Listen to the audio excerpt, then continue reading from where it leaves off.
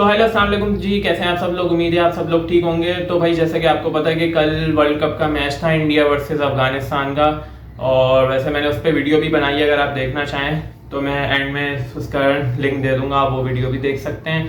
लेकिन बात उसकी नहीं है, बात आज ये करनी कि जब से कल इंडिया मैच जीता है और अफगानिस्तान को हराया है, तो उसके बाद से कुछ क्रिकेटर की तरफ से स्टेटमेंट्स और क्रिटिसिज्म काफ़ी चल रहा है। कल आज से काफ़ी न्यूज़ आ रही है और आज भी काफ़ी न्यूज़ आई है, और पाकिस्तानी क्रिकेट टीम के अंदर भी काफ़ी हलचल चल रही है, तो उस पर भी बात करेंगे। और सबसे पहले हम बात करते हैं भाई मोहम्मद हफीज़ के ऊपर। भाई मोहम्मद हफीज़ का जो एक स्टेटमेंट आया है अपना विराट कोहली के बारे में बात है, तो उन्होंने भाई विराट कोहली के बारे में बोला कि काफ़ी एक मतलब उन्होंने उनकी स्ट्राइक रेट पे और उनकी उस पर स्टेटमेंट दी है कि भाई जब विराट कोहली आप अगर 95 के ऊपर खेल रहे हो तो आप एंड में मतलब सिंगल लेते हो और अपनी सेंचुरी का करते हो। अगर आप जिस इंटेंशन से स्टार्टिंग से खेलते हो बंदे को वही इंटेंशन रखनी चाहिए।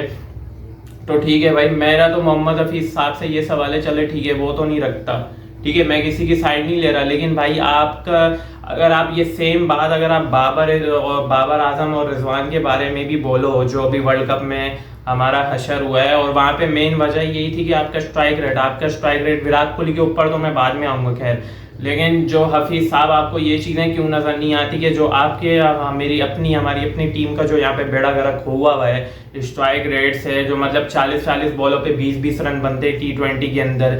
जिंदा मिसाल यूएसए के खिलाफ आप देख लो, जो बेड़ा गर्क हुआ था, जहाँ पे बाबर आजम से शॉट नहीं लग रहे थे, रिजवान जहाँ पे हल्की सी मूवमेंट आई थी, बॉल स्किट की थी, तो आपके अपना रिजवान बाबर वहाँ पे खेला ही नहीं जाता।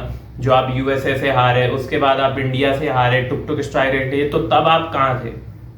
मेरा ये सवाल है। सबसे बड़ी प्रॉब्लम हमारी यही है, हमारे क्रिकेटर्स की भी यही प्रॉब्लम है, और हमारे यूट्यूबर्स भी जो काफ़ी यहाँ पे आते हैं लोगों को बहला देते हैं, मतलब अपना एक पाकिस्तानी क्रिकेट टीम के ऊपर से वो हटा रहे हो कि मतलब इनको क्रिटिसाइज ना किया जाए या इनसे हटा के आप दूसरों पे टोपी डाल लो। भाई इंडिया की टीम से तो अभी आपका कोई मुकाबला ही नहीं है, वो तो भाई ऑलरेडी समझो वो सेमीफाइनल के लिए पक्के हैं।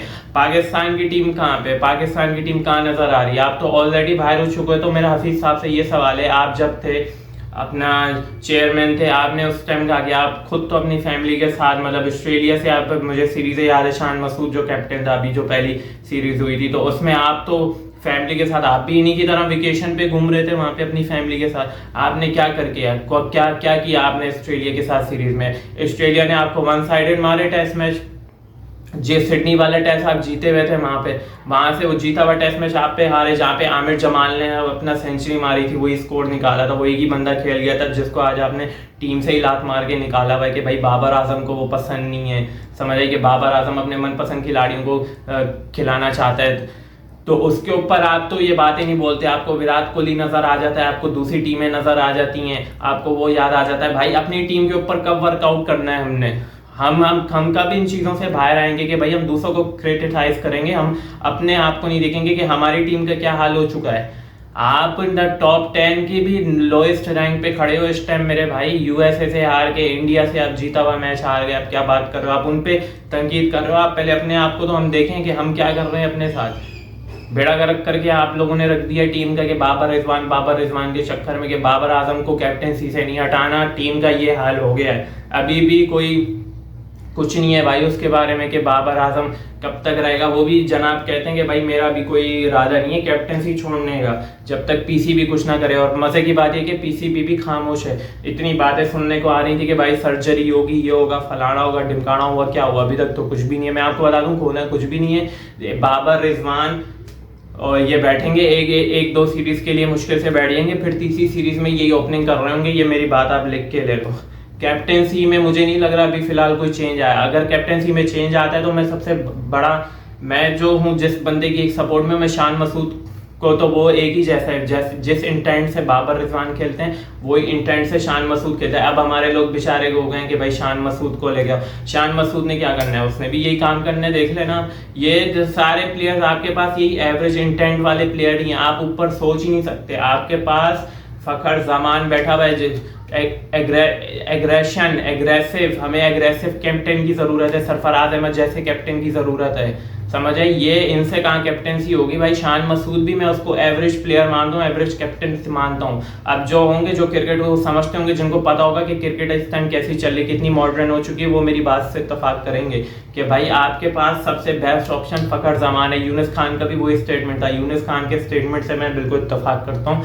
उसने बिल्कुल परफेक्ट स्टेटमेंट बोला था कि भाई फखर जमान से बेस्ट ऑप्शन कुछ नहीं। वो बंदा, उसको तुमने फर्स्ट डाउन खिलाया, सेकंड डाउन खिलाया, थर्ड डाउन खिलाया, फोर्थ डाउन खिलाया, उस बंदे ने एक बात आज तक नहीं की। और वो एग्रेसिव माइंडसेट के साथ आता है। उसका मैंने आइलैंड वाली सीरीज में उसका स्टेटमेंट आया था ना कि भाई मैं जैसा खेलता हूँ मैं वैसे ही बोलता हूँ। तो हमें ऐसे कोई प्लेयर की जरूरत है, हमें ऐसे ही एवरेज बाबर आजम और इस प्लेयर की जरूरत नहीं है। तो भाई हफीज साहब प्लीज पहले आप अपने जो प्लेयरों ने हमारा जो हाल किया है उनके ऊपर देखो। आप इंडिया के ऊपर क्या, उनकी टीम तो आपसे बहुत मजबूत है भाई, बहुत आगे है उनकी टीम से। और दूसरी चीज ये है कि अब कुछ यूट्यूबर्स हैं भाई, कल से अब कह रहे हैं कि वो इंडिया अफगानिस्तान वाले मैच पे ही मैं वापसी आऊंगा। कि भाई उनका कहना है ये अपना कह रहे हैं कि भाई अफगानिस्तान जो है जानबूझ के इंडिया से हारा है।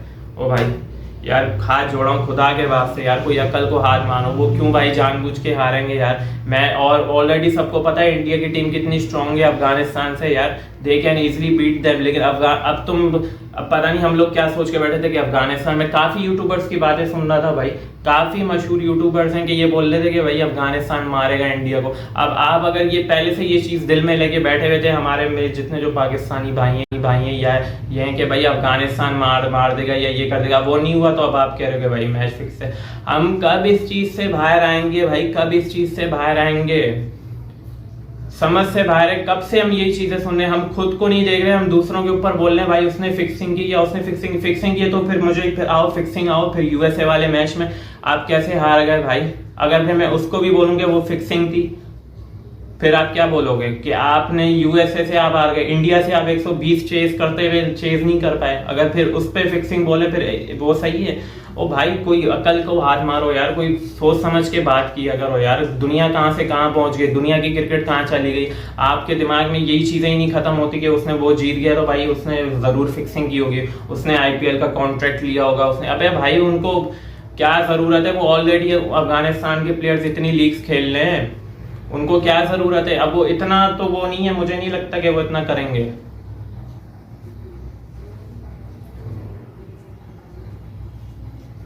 समझ से बाहर है भाई।